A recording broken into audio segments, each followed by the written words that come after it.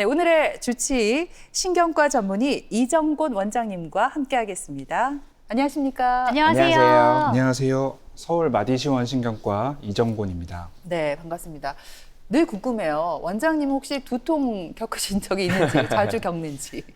저도 사실은 두통을 모르고 살았었는데요. 오. 제가 그 예전에 이제 전임의 시절에, 그러니까 이제 전공의가 끝나고 나서 교수님 밑에서 이제 일을 하던 시절에 네. 당시에 당직이 굉장히 많았는데 네.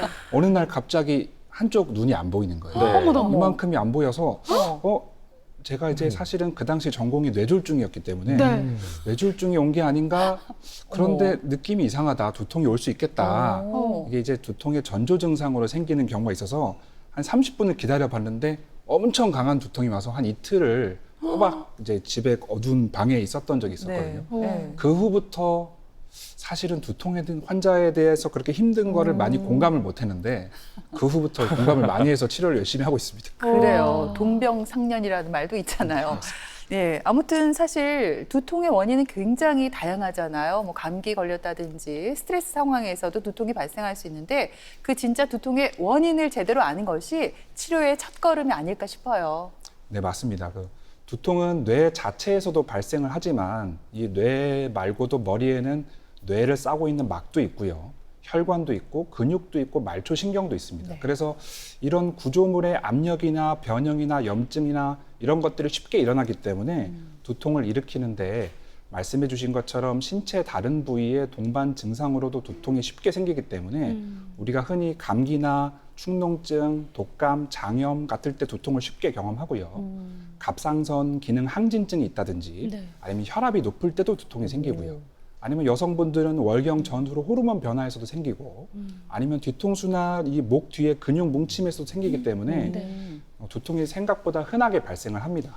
하지만 두통으로 반복적으로 고생하시는 분들의 대부분은 이런 원인이 이해한 것이 아닌데도 반복적으로 두통이 나오거든요. 이런 대표적인 두통이 편두통이나 긴장형 두통입니다. 주변에 보면 네. 두통을 너무 흔하게 겪다 보니까 원장님 혹시 내 몸에 이상이 있나 싶어서 병원 가서 뭐 MRI도 찍고 CT 검사도 하는데 원인을 밝혀내지 못하면 환자 입장에서는 더 불안해지거든요. 이럴 때 할 수 있는 혹시 다른 검사 방법이 있을까요?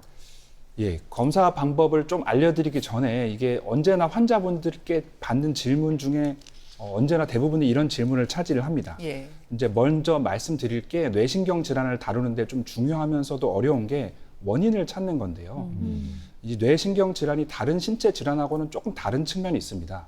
왜냐하면 검사로 원인이 뚜렷하게 나오지 않는 경우가 상당히 많거든요. 네. 예를 들어서 이제 제가 오늘 컨디션이 좋을 때 제 머리를 찍는 거 하고 아니면 제가 오늘 우울하거나 기분이 안 좋을 때 MRI를 찍는 거 하고 두 사진을 비교를 하면 네. 과연 다를까요? 다르지 않나요? 다를 것 같지 않을까? 어차피 뇌 구조는 같으니까. 예, 맞습니다. 이게 오. 그것이 이제 가장 큰 문제거든요. 네. 뇌 구조가 생긴 모양은 똑같은데 뇌 속에서 일어나는 일, 뇌 기능이나 신경 기능이나 그 안에서 우울한 거, 집중력이 떨어지는 거 이런 것들을 MRI라고 하는 기술로는 아직 보여주지 못합니다. 이 머릿속에 구조적인 이상이 있는지만 감별을 해주는 검사거든요. 따라서 두통의 대부분인 약 90% 정도는 우리가 흔히 시행하는 CT나 MRI 같은 검사로 원인을 발견하지 못하는 경우가 대부분입니다. 네. 많은 연구로 그 원인이 뭔지 그리고 그 이유가 뭔지는 알고 있지만 그것이 사진으로 보이지는 않습니다. 영상 검사를 했을 때 이상 소견이 나오는지에 따라서 저희가 두통을 구별을 하는데 이상 소견이 없는 것을 1차성 혹은 특발성 두통이라고 하고요. 네. 이상 소견이 있는 것을 2차성 두통이라고 합니다. 꼭 말씀드리고 싶은 점은 이게 영상으로 이상 소견이 나오지 않는다 그래서 환자분들은 원인이 없다. 그러니까 치료가 안 되는 게 아닌가. 내 두통은 결국 원인을 못 찾는구나 라고 생각을 하시거든요. 하지만 다른 검사가 충분히 있습니다. 뭐 뇌파라든지 뇌혈류 초음파, 진찰이나 경추 엑스레이를 찍으면 대략적인 원인을 알 수 있고 충분히 치료가 가능합니다. 네. 그러니까 명확한 원인이 있는 두통이 2차성 두통이고 그 반대 개념은 1차성 두통이다. 이렇게 정리를 할 수 있을 것 같은데 이 두통의 종류에 대해서 좀 더 자세히 설명해 주시면 좋겠습니다. 네. 앞에서 말씀드린 것처럼 영상 검사에서 이렇게 명확한 원인이 있는 두통을 2차성 두통이라고 합니다. 2차성 두통에는 환자분들이 제일 걱정하시는 뇌혈관 질환이나 뇌출혈, 뇌경색 같은 것도 있고요. 네. 좀 드물지만 뇌수막염이나 뇌염 같은 뇌질환도 있고요. 하지만 그보다 흔한 것은 뭐 컴퓨터나 스마트폰 사용으로 보급이 되면서 많이 생긴 경추질환, 아니면 고혈압이나 갑상선 질환, 아니면 부비동이나 턱관절 질환 같은 것도 굉장히 많기 때문에 이로 인한 두통이 있습니다. 하지만 이런 두통들은 검사상 원인이 명확하기 때문에요. 원인에 대한 교정을 통해서 두통을 치료할 수 있습니다. 하지만 90% 정도는 이런 명확한 원인이 사진을 찍어도 나타나지 않는다는 데 문제점이 있죠. 네. 이거를 1차성 두통이라고 하는데 크게 편두통, 긴장형 두통, 분발 두통, 3차 신경 관련 두통이 있습니다. 네. 그러니까 뚜렷한 원인이 밝혀지지 않은, 나타나지 않은 두통이 1차성 두통인데 이 중에 편두통이 있다고 해주셨어요. 근데 편두통 하면 보통 우리가 한쪽 머리가 막 아프고 지끈지끈하고 쑤신다 이렇게 알고 있는데 대표적인 양상은 어떻게 나타나나요? 네, 그 편두통은 그 이름 자체의 명칭 때문에 환자분들이 많이 헷갈려하는 단어입니다. 진료를 볼 때 의사가 표현하는 편두통이라고 하는 단어하고 환자분이 표현하시는 편두통이라고 하는 단어가 사실은 맞지가 않습니다. 어허. 이제 환자분들은 머리 한쪽이 아프면 편두통이다라고 말씀을 하시는데 네. 저희 의료진들은 진단 기준에 딱 맞을 때만 편두통이라는 단어를 쓰는데 거기서 조금 대화가 잘 통하지 않는 경우가 있는데요. 이 영어로는 마이그레인이라고 하는 명칭을 쓰는데 이를 정확하게 표현할 수 있는 우리말이 없어서 편두통의 70% 정도의 환자분은 대부분 한쪽이 아프기 때문에 편두통이라고 이름이 붙은 질환입니다. 뇌랑 뇌를 둘러싸고 있는 뇌막의 혈관이 주위 신경에 의해서 자극이 돼서 뇌 혈관이 확장을 하면서 두통이 생기기 때문에 요즘에는 혈관성 두통이다라고 명칭을 좀 변경해서 쓰고 있습니다. 이름 때문에 한쪽 머리가 아플 것 같다고 생각을 하시는 경우가 많지만 한쪽이 아플 수도 있고요. 번갈아서 아플 수도 있고 아이고. 양쪽이 아플 수도 있고 아하. 뒤에가 아플 수도 있고 전체가 아플 수도 있습니다. 어머나. 편두통에는 크게 두 가지 특징이 있고 이게 있으면 편두통일 가능성이 높은데요. 네. 첫 번째는 지끈거리거나 뻐근한 두통이 대부분은 관자놀이나 눈 주변 이마 쪽에서 많이 나오는데요. 뒤통수에서도 나올 수 있지만 시간이 지나면서 이 강도나 부위가 세지거나 위치가 퍼지게 됩니다. 이제 두 번째 특징은 두통과 함께 동반 증상이 있다는 건데요. 두통만 있는 것이 아니라 두통이 있는 시기에 어지럽거나 속이 울렁거려서 토할 것 같다든지 두통이 생긴 전후로 피곤하거나 목이 뻣뻣하거나 하품이 나오다든지 그런 증상도 있을 수 있고요. 두통 직전의 전조 증상이라 그래서 10%의 환자 정도는 눈앞이 약간 반짝거리거나 뿌옇거나 까매지는 제가 경험한 증상이죠. 네, 그런 증상이 있는 경우도 많습니다. 쉽게 말씀드리면 두통 외에도 강도나 위치가 변하면서 동반 증상이 있다. 그러면 편두통일 가능성이 높다고 이해하시면 되겠습니다. 네, 말씀해 주신 것처럼 두통의 양상이 조금씩 다른데 치료를 볼 때 환자 입장에서 내가 어느 부위가 아픈지를 잘 설명하는 게 중요할 것 같습니다. 그래야지 두통의 종류를 파악하는 데 도움이 되지 않을까요? 네, 맞습니다. 두통의 위치를 잘 알려주시기만 해도 진단에 큰 도움이 됩니다. 이제 후두부, 그러니까 뒤통수와 함께 목에서 어깨까지 통증을 느끼는 경우에는 편두통보다는 긴장형 두통이나 경추성 두통이 많습니다. 동반 증상이 특별히 없고 고개를 움직이거나 목을 이렇게 젖혀봤을 때 결리는 부위가 있다든지 만졌을 때 뭉치는 근육 경직이 있으면 아무래도 뇌 검사보다는 후두부나 경추 근육에 대한 진찰이나 경추 엑스레이를 찍고 이에 대한 약물 치료나 물리 치료, 신경 차단술, 근육 치료 같은 것을 하게 되고요.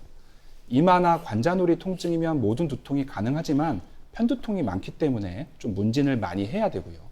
눈 주위나 이마 쪽으로만 나오는 통증일 경우에도 편두통이 가장 흔하긴 한데 드물게는 분발성 두통이나 3차 신경에 의한 두통도 있을 수 있고요. 경추 근육의 경직으로 인해서 눈 쪽으로 방사통이 생길 수도 있기 때문에 고려를 해야 됩니다. 그 지금 다양한 두통의 종류에 대해서 알려주셨는데 왜 예를 들어서 이럴 수도 있잖아요. 원래 내가 겪던 두통이랑 좀 다른 양상이 나타난다던가 이거는 병원에서 제대로 검사를 한번 받아봐야겠다 하는 두통에는 좀 어떤 게 있을까요? 앞서서 소개해드린 대부분의 1차성 두통인 편두통은 20, 30대, 40대까지 대부분 시작이 되고요. 긴장형 두통은 두통이 있긴 하지만 그렇게 강도가 심하지 않습니다. 따라서 뇌 영상 검사를 해보셔야 하는 두통은 50대 이후에 없던 두통이 새롭게 나타났다면 검사는 반드시 해보시는 게 좋고요. 신경학적 이상이 생기는 두통도 검사를 해보셔야 하는데요. 대표적으로 빨리 검사를 해보셔야 하는 것은 벼락두통이라고 부르는 질환인데요.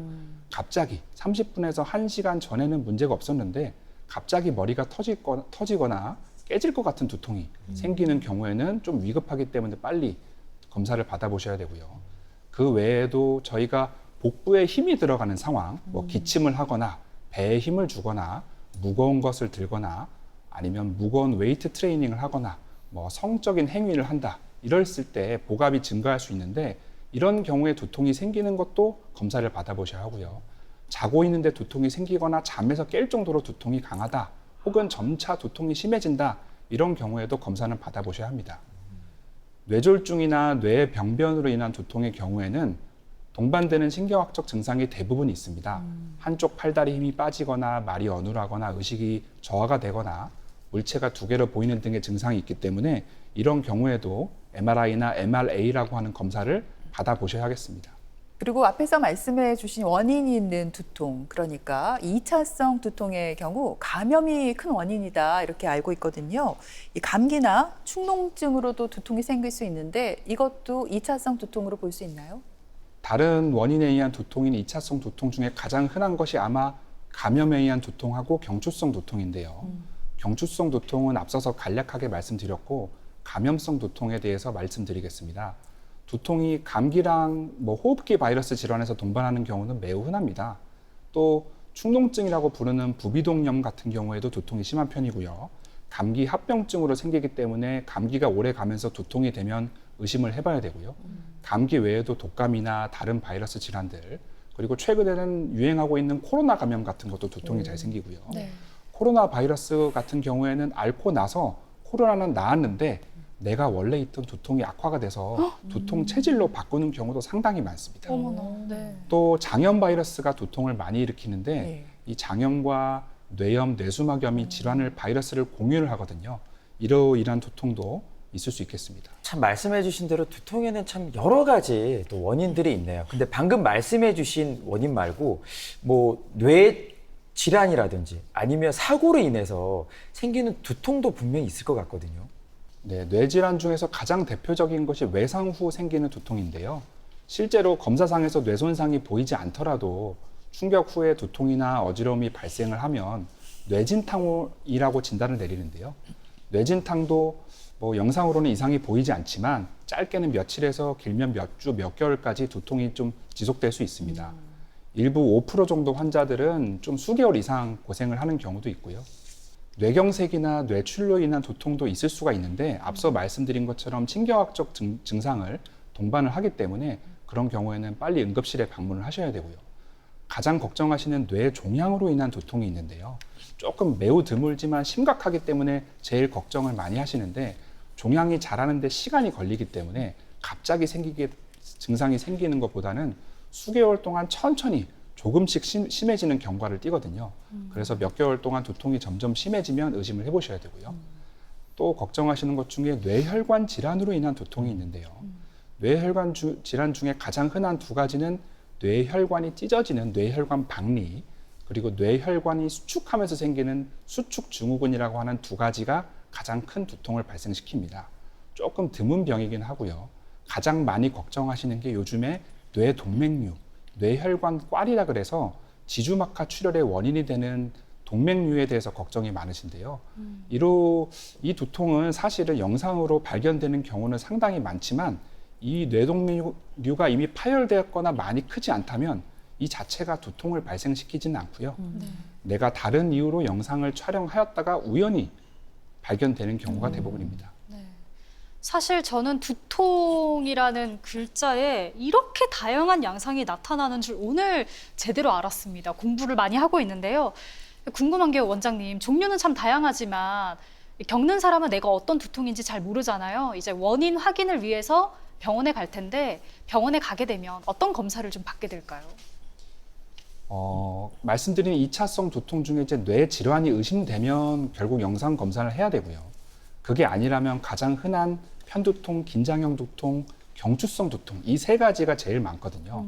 혹은 이 세 가지 중에 일부가 복합되어 있는 경우도 있습니다. 이런 경우에는 MRI라는 검사가 필요하지는 않고요. 가장 흔한 편두통의 경우에는 뇌혈관이 확장을 하고 수축을 하고 이렇게 혈관 이상으로 발생을 하는 거기 때문에 이에 대한 진단을 위해서 병원에서 한 1, 20분이면 간단하게 할 수 있는 뇌혈류 초음파라고 하는 것을 관자놀이나 눈이나 뒤통수 쪽에 대보면 혈류 흐름이 과다한지 정상인지를 알 수 있거든요. 이렇게 도움을 받게 되고요. 네. 경추성 두통이나 긴장형 두통은 제일 중요한 것은 이제 근육에 대한 진찰이고요. 그리고 경추 엑스레이를 찍어서 경추 각도나 디스크가 있는지 같이 알아보는 경우가 많습니다. 1차 두통의 증상이 있고 만약에 2차성 두통의 증상이 있지는 않지만 치료에 반응이 없거나 치료를 했는데 증상이 악화되는 경우에도 영상 검사가 필요할 수는 있겠습니다. 그렇군요. 근데 원장님 이렇게 살다 보면 누구나 한 번쯤은 두통을 겪다 보니까 네. 많은 분들이 두통에 대해서 잘 알고 있다고 아. 오해를 하는 경우들이 참 많더라고요. 그렇죠. 그래서 일명 두통 박사들이 굉장히 많거든요. 잘못된 오해 어떤 게 있을까요? 네, 대표적인 오해가 어차피 두통약은 다 진통제다 해서 오. 병원에 안 오시는 분들이 상당히 많거든요. 네. 이제 물론 시중에 약국이나 편의점에서 구하는 것은 소염 진통제가 맞는데 병원에서 처방을 하는 약물은 진통제 외에도 두통이 생기지 않게 미리 억제해주는 약물도 있고요. 그리고 편두통이 뇌혈관 확장으로 발생하기 때문에 혈관을 수축해주는 약도 있고요. 이분이 너무 뇌가 과민해서 두통이 많이 생긴 경우에는 항경련제나 항우울제를 아주 약하게 쓰면 두통의 효과가 아주 뛰어나거든요. 이런 경우도 있고요.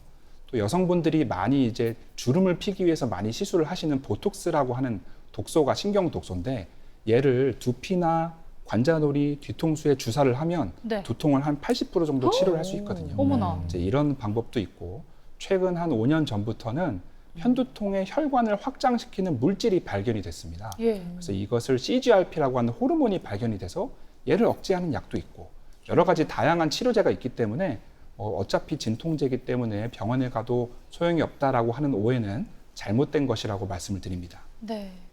근데 또 저희 친오빠도 두통이 꽤 자주 있거든요. 그래요? 네. 그러니까 이렇게 만성 두통 환자는 사실 아휴 뭐 어차피 약 먹어도 그때뿐이지 이렇게 생각하고 좀 반포기하는 분들도 많단 말이죠. 그럼에도 불구하고 원장님 말씀하신 것처럼 치료가 꼭 필요하다는 말씀이신 거죠? 네, 이게 신경질환의 특성인데요. 어떤 두통이든 간에 두통이 너무 자주 생기면 우리 몸의 뇌신경이 점점 예민해져서 두통이 잘 생기는 체질로 점차 변화가 되게 됩니다. 보통 한 달에 내가 약을 먹을 정도의 두통이 한 일주일 정도 있고 약을 먹지 않아도 머리가 맑지 않거나 무거운 두통을 포함하면 한 절반 정도 된다고 가정을 했을 때 이런 증상이 3개월 이상 지속되면 만성화되었다고 합니다. 즉 두통이 쉽게 생기는 체질로 내 뇌신경이 예민해진 거거든요. 이런 경우에는 진통제만 먹을 게 아니라 아까 말씀드린 여러 가지 예방 약물이나 시술, 호르몬 치료 등을 위해서 치료를 해야 되고요. 심하면 신경 차단술 같은 것도 하기도 합니다. 제 주변에 보니까 멀쩡하다가 갑자기 또 두통이 생겼어요. 그래서 달력을 확인해 보니까 생리 주기와 가까워서 그렇다는 분들이 있는데 이렇게 생리 주기하고 두통이 어떤 관계가 있습니까? 네, 편두통은 생리나 월경에 의한 호르몬 변화랑 연관이 아주 많습니다. 편두통이 여성에게 많고 젊은 여성에게 많은 이유가 바로 그 호르몬 때문입니다. 네, 일반적으로 월경 시작 한 2, 3일 전부터 생기면 이제 월경성 편두통이라고 부르는데요. 일반 편두통보다는 더 강도도 세고요. 지속 기간도 긴 편입니다. 이 에스트로겐이라고 하는 호르몬의 감소 때문에 발생을 하는데 어머니가 편두통이 있었거나 아니면 어머니가 젊을 때 편두통을 앓으셨다. 그중에서 월경성 편두통이 있었다 하면 따님이 월경 편두통을 겪을 가능성이 더 높습니다. 일반적으로 좀 더 강도가 길고 지속 기간이 길기 때문에 병원에 오셔서 뇌혈관 수축 작용이 있는 트립탄이라고 하는 약 중에서 효과가 좀 오래가는 약을 선택해서 복용을 하시는 게 좋고요.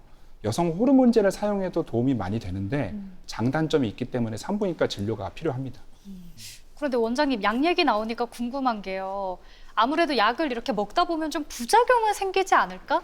아니면 내가 이걸 자꾸 먹다가 혹여나 좀 무뎌지는 내성이 생기면 어떡하지? 이런 걱정도 좀 들 것 같거든요. 궁금하다. 네. 네, 두통 때문에 진통제를 자주 먹는 행위는 사실 좋지 않습니다. 약을 가끔 먹는 것이라면 큰 영향이 없지만 두통 때문에 진통제를 자주 먹는 것은 오히려 두통을 발생시키는 원인으로 갈 수가 있습니다. 예를 들어서 이제 설명을 해드리면 술을 잘 못하는 사람이 뭐 회식이 있어서 술을 자꾸 먹는다든지 술을 점점점 접할수록 주량이 세지잖아요. 네. 예, 이제 뭐 간도 영향을 미치지만 뇌라고 하는 장기도 적응이 되기 때문에 같은 양의 알코올이 들어와도 옛날보다는 덜 취하는 체질로 가게 되거든요. 근데 마찬가지로 두통이 자주 있을 때 진통제를 자주 먹게 되면 뇌가 진통제에 적응이 되면서 약기운이 빠져가는 시기에 다시 두통이 오고 빠져가는 시기에 두통이 오고 하는 게 반복될 수가 있습니다. 이걸 약물 과용 두통이라고 하는데요. 진통제를 한 달에 한 10일에서 15일 넘게 3개월 이상 먹게 되면 발생하는 경우가 많고요. 또 어르신들의 경우에는 척추나 관절 질환 때문에 진통제를 계속 먹다 보면 나중에 두통이 생기기도 합니다. 따라서 진통제를 매일 먹는 것은 불가피한 경우를 제외한다면 두통에는 큰 도움이 되지 않겠습니다. 저는 두통이 있을 때 진통제 말고 네. 먹는 게 있어요. 뭔데요? 특히 아침에 뭔가 좀 머리 아프고 찌뿌둥하잖아요. 예. 커피 한 잔을 마시면 원장님 그렇게 좋더라고요. 뭔가 향긋하기도 하고 뭐 스트레스가 풀리는 것 같기도 하고. 그렇죠. 커피가 두통 완화에 좀 도움이 되지 않을까요? 네, 완화에 도움이 되는데요. 커피는 이제 두통에는 양날의 검과 같은 개념이라고 보시면 됩니다. 네. 앞서 말씀드린 복합 두통제에 카페인이 들어있는 이유가 카페인이 뇌혈관을 수축시키면서 두통을 완화시키는 작용이 있기 때문인데요. 그래서 두통이 자주 있지 않은 분들은 커피를 마시는 게 도움이 될 수 있고요. 하지만 두통을 달고 사시는 분들, 두통이 자주 있는 분들은 커피를 먹게 되면 카페인이 몸에서 빠져나가는 저녁이나 다음날 아침에 두통이 다시 또 오게 되거든요. 그래서 일반적으로 하루 3잔 이상의 커피는 두통에 좋지 않고요. 네. 드시더라도 한 잔까지만 물과 함께 섭취를 해주시는 게 좋고요. 두통이 자주 있는 분들은 커피를 끊든지 디카페인 커피라든지 그런 것으로 변경을 해주시는 게 좋고요. 이 외에도 뭐 에너지 드링크나 콜라 같은 것도 조심하시는 게 좋습니다. 네. 혹시 일상생활 속에서 나도 모르게 두통을 유발하는 뭐 행동이나 어떤 좀 습관 이런 게 있다면 좀 짚어주시면 좋겠습니다. 네, 두통이 자주 있는 분들은 하루 한 30분 이상 유산소 운동을 일주일에 3회에서 5회 정도 해주시는 게 제일 좋고요. 너무 심한 운동, 뭐 크게 무거운 걸 드는 웨이트 운동 같은 것은 피해 주시는 게 좋고요. 두통을 많이 악화시키는 것 중에 하나가 공복이나 금식, 과식 이런 것이 두통을 악화시킬 수 있기 때문에 조심하셔야 되고요. 잠을 너무 안 자거나 너무 많이 자거나 하는 것도 두통을 발생시킬 수 있고요. 오. 금연하고 금주도 중요한데요. 편두통이 있는 분들은 뇌혈관이 수축하고 확장하는 것이 보통 사람보다 예민하기 때문에 흡연을 하게 되면 뇌졸중 걸릴 확률이 일반 사람보다 조금 올라갑니다. 그래서 금연을 해주셔야 되고요. 음주도 두통을 악화시킵니다.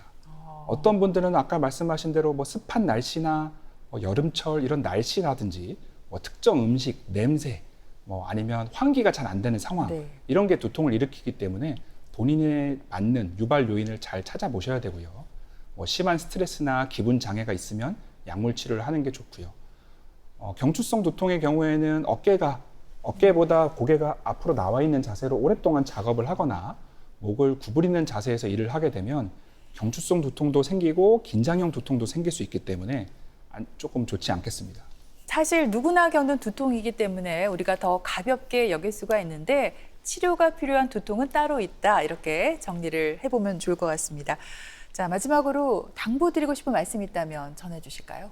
두통으로 고생하는 분들이 상당히 많습니다. 비교적 연세가 젊은 20, 30대, 40대 환자분들은 대개는 편두통 혹은 경추가 안 좋은 경추성 두통으로 고생하시는 분들이 많고요.